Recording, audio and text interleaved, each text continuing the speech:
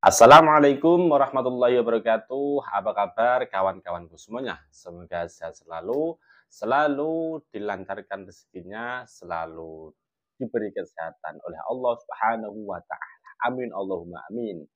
Oke guys, kali ini kita akan mendengarkan keterangan Rivaldi atau Ucil ya Kak, tentang kasus Vina Cirebon.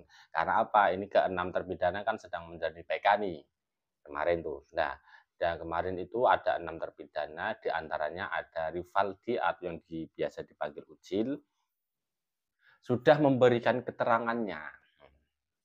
Jadi emang kasus ini emang agak rumit-rumit sedap gimana gitu. Ya, semoga aja lah dengan adanya persaksian dari para terpidana ini nanti membuka mata hakim, membuka hatinya hakim. Karena apa? Banyak kejanggalan-kejanggalan yang terjadi di kasus Vina Cirebon. Hanya saksi aib, semuanya jadi masuk penjara. Padahal ini ya dulu kan ada aib, ya aib sama Dede sama Liga Akbar. Nah, sekarang Liga Akbar sama Dede sudah mencabut, tinggal aib. Kasihan toh ayo ngaku jujur gitu ya.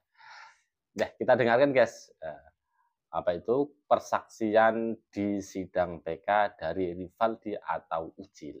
Let's go. Baik, saksi Rivaldi sehat? Alhamdulillah sehat.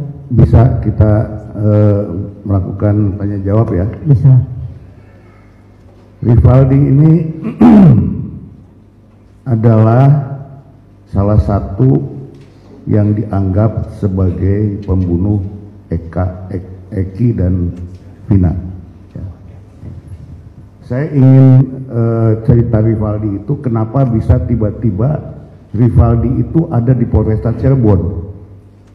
Setahu saya setelah saya lihat berkas, Anda itu sebelumnya sudah ditahan di Polsek Cirebon Utara Barat untuk kasus sajam. Betul ya? Nah, gimana ceritanya kok bisa tiba-tiba kemudian Anda dibawa ke Polresta Kota dan kemudian disatukan dengan mereka ini?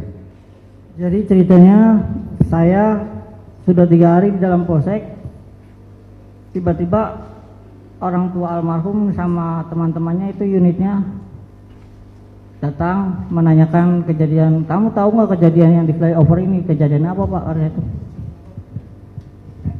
kejadian apa Pak? Ini kejadian pembunuhan ini.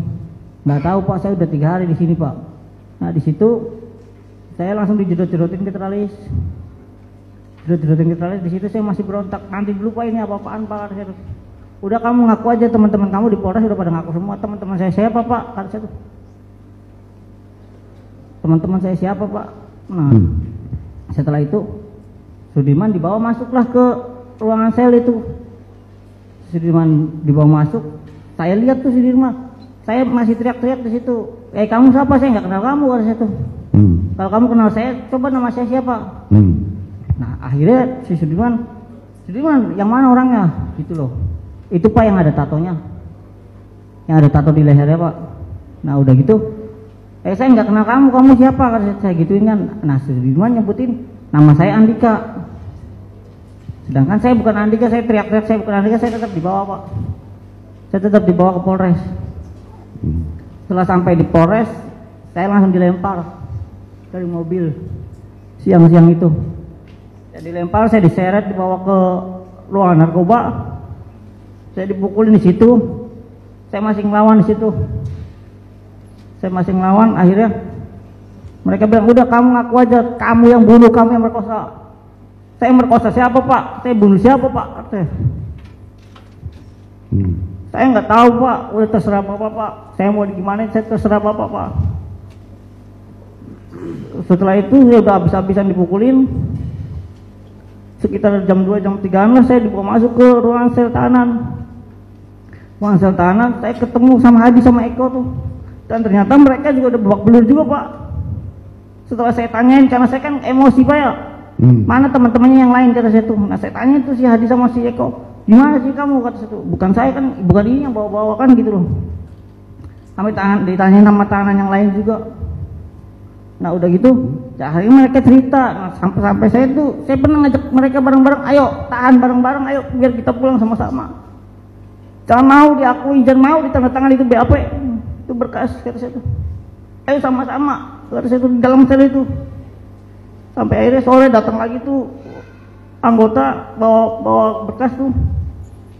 Saya suruh tanda tangan, saya tetap nggak mau, saya dipukulin lagi gua di situ habis sama penjagaan sama polisi gantian itu. Saya tetap nggak mau, sampai di persidangan saya bantah masalah BAP ini. Saya tidak pernah merasa tanda tangan, sampai saya buktikan ke depan hakimnya kalau itu bukan tanda tangan saya. Jadi kamu tidak mengakui dan memang kamu tidak pernah melakukan pembunuhan itu? Iya. Tapi ini saya lihat ada BAP kamu gitu ya. Di BAP ini semua peran kamu, kemudian bagaimana cara kamu mukul, menusuk dan lain sebagainya ada di sini. Iya. Nah ini bukan kamu. Saya tidak tahu menanggung tentang BAP itu. Kamu pernah di BAP nggak sama polisi? Ya pokoknya yang saya ingat tuh pas saya dipukulin tuh udah kamu ngaku aja kamu yang bunuh, kamu yang nusuk, kamu yang merkosa gitu loh. Sambil dipukulin sambil injek-injek. Jadi mohon saya, karena di BAP ini ada tanda tangan yang bersangkutan dan yang bersangkutan merasa tidak pernah menandatanganinya. Ayo maju kembali.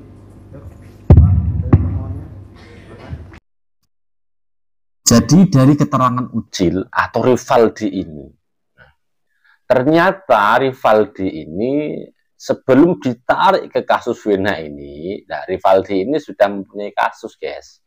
Sudah mempunyai kasus tentang senjata tajam tuh kan. Akhirnya dibawalah ke Polsek, sudah masuk ke Polsek. Dan kemudian uniknya lagi, ketika mencuatnya apa itu ada kematian siapa tuh Vina sama Egi.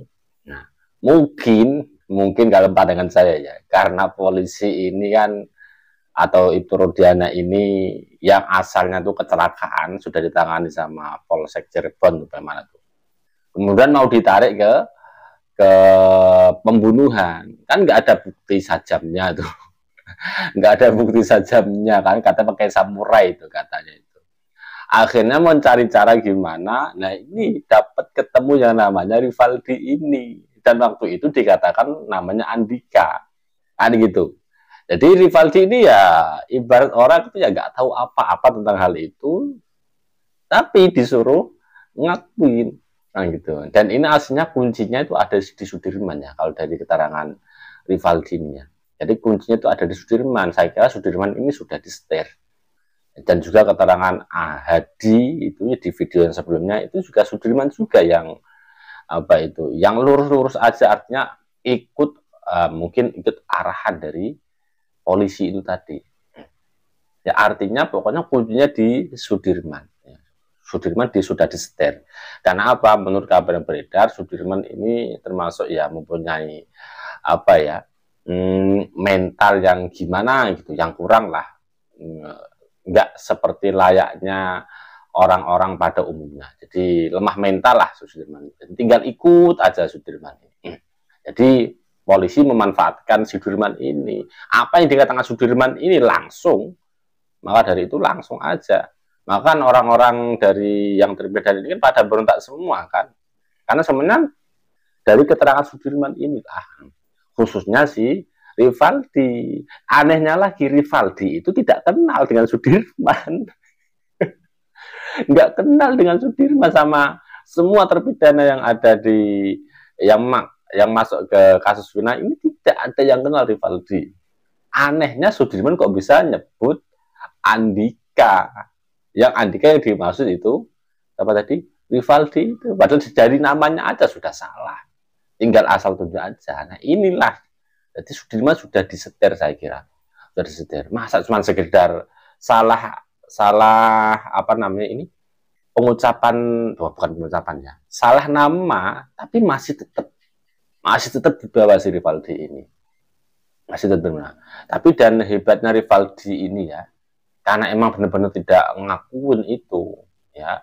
kemudian disodorkan berkas yang mungkin itu diduga sebagai BAP, disuruh tanda tangan, si Rivaldi tidak mau tanda tangan. Nah, akhirnya mungkin didatangani sama pihak polisi itu yang menangani itu. Padahal Rivaldi ini tidak pernah di BAP, cuma disuruh ngakuin, nggak mau ngakuin, kemudian dipukulin. Wih, ngeri, parah sekali. Jadi BAP-nya itu sudah direncanakan, dan semuanya yang ada yang mengajukan BK ini semuanya tidak di BAP, tidak tidak melalui proses penyidikan. Tapi Rivaldi ini akhirnya kena juga lantaran omongan Sudirman. Ya Allah, nasibmu kok ngenes. Mungkin ada kata kasus macam-macam, mungkin si Rivaldi sudah keluar di penjara, guys, karena dari tahun 2016 tuh kan. Kemudian si Rivaldi ini ketika di persidangan juga tidak mengakui kalau itu tanda tangan si Rivaldi. Nah, akan tetapi ya tidak ada tidak dihiraukan mungkin dalam persidangan tersebut ya. Karena dalam persidangan tersebut kabarnya kan dalam pada tahun 2016 itu kabarnya itu kan tertutup, nggak ada media yang bisa mengekspos persidangan tersebut kan. Beda kalau ini yang kebanyakan terbuka, mungkin ada yang tertutup, ada yang masuk dalam kategori asusila ya, itu kan. Yang jadi pertanyaan masyarakat otomatis, kok segampang itu ya polisi percaya aja dengan hype gitu aja kan, tanpa adanya alat bukti kan gitu kan. Hype mengatakan itu dengan jarak 160 meter bisa melihat, bisa mengenali wajahnya gitu, bisa mengenali wajahnya kan, lucu banget. Malam-malam pula itu kok bisa percaya gitu ya. Kemudian dengan keterangan Sudirman aja kemudian mereka percaya. Masa IQ-nya semudah itu kan gitu. Apa emang nggak tahu aturan, atau emang pengen memasukkan orang di penjara gitu aja, atau gimana ya gitu. Ini ya termasuk unik juga. Makanya kan banyak respon dari Pak Susno juga bukan, tentang penyidikan di tahun 2016 tentang kasus Vina Cirebon ini. Kan apa? Beredar yang pertama itu adalah kecelakaan. Nah, sekarang tiba-tiba kok kasusnya menjadi pembunuhan dan alat buktinya pun tidak mendukung. Nah, ini kan harusnya dijepret dulu ya. Saya gemes jengkelin. Gemes nih aneh. Kasihan guys. Kita doakan bareng-bareng guys, semoga semua terpidana dibebaskan, bisa bisa menghirup udara segar lagi. Khususnya yang oknum-oknum yang brengsek itu pasti kena karmanya. Pasti. Nah, nggak perlu didoakan, nggak mudahkan, pasti kena karma. Gitu aja lah. Nggak usah tunggu lama. Kalau Allah sudah membuka, udah mudah sekali ya, semuanya yang masuk dalam lingkaran tersebut ya, nggak perlu kita doakan ya. Kalau Allah sudah membuka pasti terbuka, meskipun sumpah demi Allah misalkan ya, intinya. Tapi ini semuanya masih simpang siur ya, masih. Adapun keterangan 6 terpidana ini ya masih bisa dipercaya, bisa tidak. Intinya yang benar semoga muncul kebenarannya, yang salah semoga Allah tampakkan kesalahannya untuk keadilan masyarakat Indonesia. Amin Allahumma amin. Terima kasih. Assalamualaikum warahmatullahi wabarakatuh.